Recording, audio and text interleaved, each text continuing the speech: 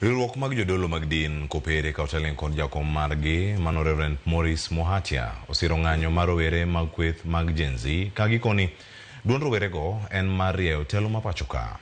Motelo ne romo maduong' mar paro rowere manowito ngimagi ka ging'anyo higa mokalo.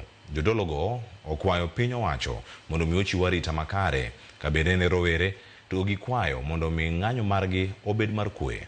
Ka bende gilombo mondo kik ti kodgi marach kod kweth mag josiasa. To the youth of Kenya, your voice is vital. Your commitment to justice and good governance gives hope to all. Do not be discouraged. Remain peaceful, truthful, and courageous.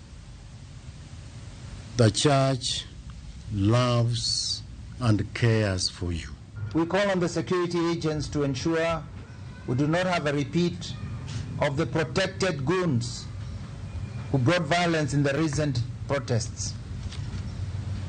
How can goons work together with the police? The cases of mysterious disappearances, extrajudicial killings, and violent intimidation have become too common.